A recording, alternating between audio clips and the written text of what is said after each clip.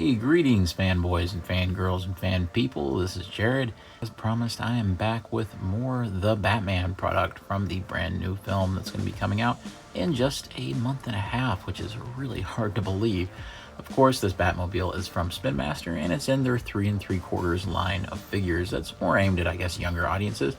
But I've been really excited about this because it really looks premium in everything that I've seen. I'm here today to find out if it's really as good as the pictures made it look, and also to have a look at just the normal basic Batman that it comes with. So without further ado, let's begin. First of all, you can see that it's just in a completely open package. This is, of course, to encourage kids to try it out, I guess, before they buy. If you look at the top here, you can see some really cool branding artwork that they've been using on some of the other merchandise. There's also a little burst that explains that there's 15 different sound effects. You can see Batman is just strapped in there for some unwitting kid to try to yank him out at the store. Down here, we have the Try Me feature. Because here. And we'll get more into that here in a minute. At the bottom, you can see the logo for the movie. They have some really cool kind of renders on the back, especially this wild pose of Batman on top of the Batmobile, just showing you some of the lights and sounds. And just in case it helps anybody out, here is the barcode. All right, let's go ahead and get it out of the box. Before I go any further, I have to make note of one little bizarrety, and that's this giant booklet that this thing comes with. It's huge. It's almost like poster size, and it's supposed to be instructions. It almost feels like a missed opportunity to have maybe printed some kind of big poster that you could have given the kids. All right, friends, and here we have the new Batmobile in all of its ferocious glory.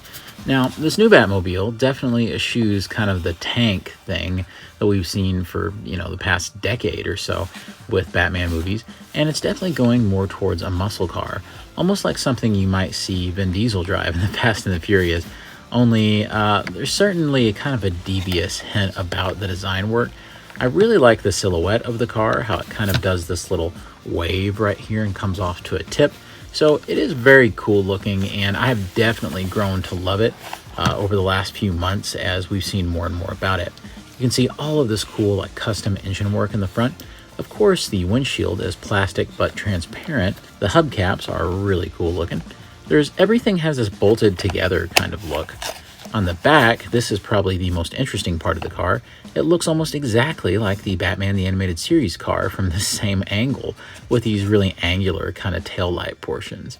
Also, I'm loving all of this exposed engine detail in the back, as if Batman has modded this thing to Timbuktu. On the other side, it's very similar, and there's even a little step up there. And from the front grille here, everything looks awesome. However, this front grille looks even better when you get the lights going. I am honestly kind of shocked by how cool that looks. It's hard to believe that this is mostly just a younger kids kind of aim thing, because it's just wonderfully detailed. It has everything you would hope for. I really like the silly blue flames coming off in the background, because we know that that's more than likely a thing in the movie as well. So I like that. It kind of keeps it from just looking so plain Jane. Really cool. I think it's awesome looking. From the bottom, there's even some techie detail down there, even kind of a bat head motif this way, so I think that's pretty cool. And then you have your switch. This is probably the best time to talk about these features. You have in the middle, that means it's off, and then over here up to the top, that means that it's in Try Me mode. So it means it won't do anything if you're just rolling it around, which is what I had it in at the beginning part of the review. However, if you hit Try Me here, you get some lights in the front. You have some running engine noises. Look at that, light in the back. Looks really cool. Have a security kind of light thing going. Then press it again. Just some really cool little techie sounds. Running engine right there. However, if we switch it into its standard operating mode, that's all the way down. You can hear it kick in almost like the engine started. And then you can get cool stuff like this.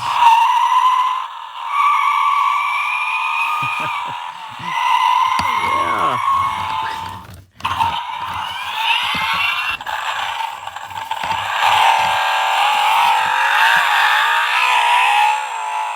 I mean, this thing is really swishable, right?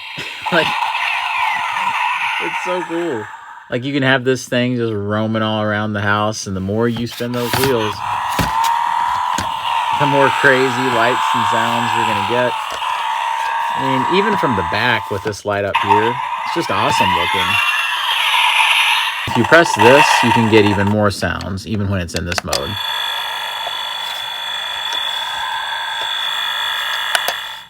Now that we have some of the lights out, let's see what it looks like.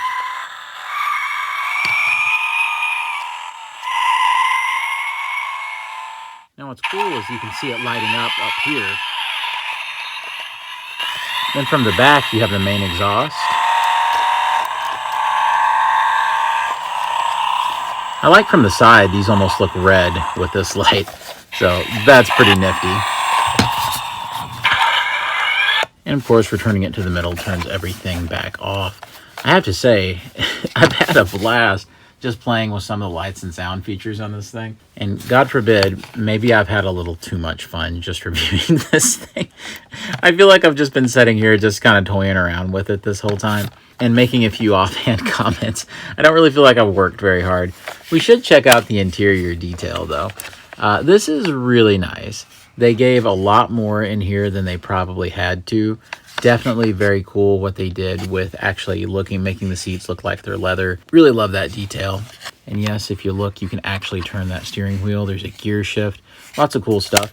What's great is, of course, the door can open, but it's not so loose that it's like falling out. And you can see that you can even go to the passenger side. So I like that it's a two-seater. Usually Batmobiles kind of neglect that in the toy world. So I was really glad to see them make sure that was a feature that was in there.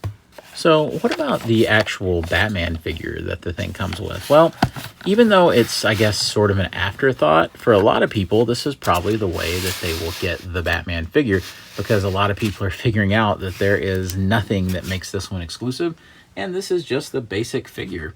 So having a look, you can see that this is just the standard Spin Master, the Batman figure. Mine has a little too much flesh tone paint on the rim of the mask there, but it's hardly noticeable and I can easily acetone off some of that extra. But I really think it turned out pretty good. The eyes are on there fairly straight. I think overall it looks really nice. I've already covered this figure when we were talking about the Catwoman pack. It was the exact same sculpt then. But I do really like what they did with the sculpt. Now, of course, this isn't, you know, a dead ringer for the movie necessarily. It's kind of exaggerated. It's a little large for the 3 3/4 scale, but I think it looks good to be its own thing. And so I think it definitely reminds me of the movie and it does its job. I like all the different kinds of little deco hits and how some of it is the dull gray, some of it is that glossy black. I think it ends up working fairly well, all things considered. The back, we have kind of that plasticky sort of cape, and they of course paint the utility belt in the back, something that sometimes doesn't happen these days. Of course, the articulation is pretty decent, where the head can go left and right, a little bit of up and down, nothing at the waist. There's some really good hinges at the shoulders. They can go all the way around. You can swivel at the elbows. There is a single joint there at the elbow. It's not too great. That's probably the most disappointing part. You can do the splits. You can get the leg to go out pretty far. You can also get a single joint at the knee. It's not too bad, but it's not too great either. And we also get a swivel at the thigh. And we even get a swivel at the knee. So I think he's pretty well articulated. But let's see if he's well enough articulated to actually get in the car. And as you can see, he looks terrific actually in the car. He's not oversized at all. He's not undersized at all. You can see just looking through the windshield that it looks exactly like it needs to look. You can even fit the grip of the hand over the steering wheel, as you can sort of see in there. And overall, it really completes the look of the car just to have Batman himself in it. I can already tell from the trailers that I'm going to like what they do with the Batmobile much more in this versus Batman v Superman or even Justice League. I think that this is going to make the Batmobile, according to Matt Reeves, the director's comments, into more of a horror icon as it chases villains and horrifies them, especially the Penguin. So I think it's going to be really cool. Since the car is a two-seater, you are able to fit Catwoman in there. I have to use the one that came in the set because that's the only one I have so far. So she's a little filthied up, I suppose. But this is a fine way to see if she will fit, and fit she does. Since she and Batman are almost the exact same height and scale, It's no problem at all to get her in there, and it really kind of completes the look. I have a feeling at some point in the movie, at least I think, we'll probably see Selena Kyle in the Batmobile with Batman. So it's great that it is a two-seater, and that may very well be the reason why they actually did it this time. It's also worth noting that these tires right here are actually rubber, so they have a great feel to them, and they grip really well to whatever you put them to. So you can have this on hardwood or whatever, and it's going to stick really, really well. If I had any kind of negative to say about the Batmobile, it would just be your regular kind of production imperfections, like, you know, things like this scuff or whatever. None of this is painted, and it's just straight off the factory plastic on these parts. But the truth is that the Batmobile in the movie looks pretty beat up and kind of, you know, like it's been through some stuff. I mean, it doesn't look horrible or anything, but there's definitely a few scuffs and scratches. And this isn't a car that is like pristine or anything. So I don't know. I actually sort of like a few of the little imperfections. And at the price point that this thing is at, then it makes it a lot more tolerable. I have a bazillion Batmobiles, but it might be fun just to compare a couple. For this car here, we can have a look at Spin Master's previous Batmobile. This was their original sculpt, kind of based on the White Knight car from the comics. It's kind of hard to show with a video like this shot at this angle, but if you look, it's almost exactly the same. So if you own this, you know exactly what to expect. It's also almost the exact same width. So Spin Master definitely has a certain size of car that they want to produce, and it's definitely consistent with that. The same could be said of the new Bat-Tech Batmobile in terms of length, and pretty well in terms of width, although this Batmobile up here is quite a bit taller than the more low-to-the-ground version that we're seeing today. And of course, I've got to bring out old reliable, the Superpowers Batmobile. What's cool about this is they're almost exactly that same length, and you can see my hands come out to, I can move them both around simultaneously. They're that close. And they're almost exactly the same width across. So I think that's really neat, and I really love that. But now that means there's something I need to try. Of course, I had my Batman Returns Dark Knight collection Batman sitting in there. I feel like we should at least see if he would kind of go. Unfortunately, this Batman is just slightly too tall to get in there. It was worth a shot, but that's about as good as you can get. So, and you can definitely forget about getting any of your 6-inch Batman figures into this thing. However, it is worth noting that any of your previous 3 3/4 Spin Master Batman figures from the comic book series that they've done will fit just fine. As you can see, Batman fits right in there, no problem. And he looks really good in there too. You can see that Batman's got him a new girlfriend. So, yeah, I think it works perfectly if you want to utilize any of those things. And in the world of comparisons, one could realize, of course, that these are going to scale very well with each other. The Catwoman bike here and the Batmobile look great beside of each other. Let's go ahead and see how this thing looks in the latest Batcave that they came out with. This is no surprise at all, since the car is almost exactly the same scale as the ones that came before it in the Spin Master line. It looks absolutely terrific and fits the platform perfectly. Now, of course, we're going to get a little Batcave playset from Spin Master that isn't nearly as huge as this thing is. But if you do want someplace to put the car that would look really nice along with the other Bat vehicles in the line, then this would be an excellent place to do so. So I highly encourage that. I've always subscribed to the notion in the comics that Batman is a complete gearhead car nut.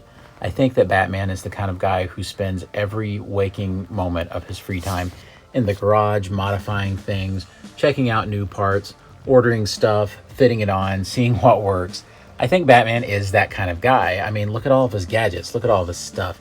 So I'm really glad that this new movie appears to really represent that Batman has this insane custom like Charger looking vehicle that he just keeps souping up and trying things with and using it to literally ram criminals right off of the road, as we've seen in the early trailers.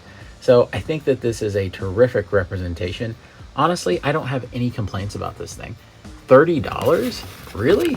I got this for 30 bucks.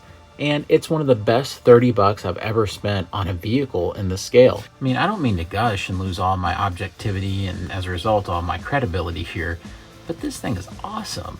And for $30, how can you possibly go wrong? Lights, sounds, even a feature where, you know, as the wheels roll, it makes more of the engine sounds. it comes with a standard Batman figure that is of itself $8 worth of value. I mean, you can't beat this kind of deal for this cool a vehicle. It's very well sized. It is just imposing, and I think that as soon as people see the movie and probably see the crazy stuff with the Batmobile, it'll probably become even more popular and even more sought after, and probably end up being one of the better selling vehicles of the year in the toy aisle. I can't imagine this not being a hit, and any kid or adult for that matter would absolutely love this thing. This is so cool, and I couldn't imagine getting this and not being absolutely thrilled with it because it is awesome.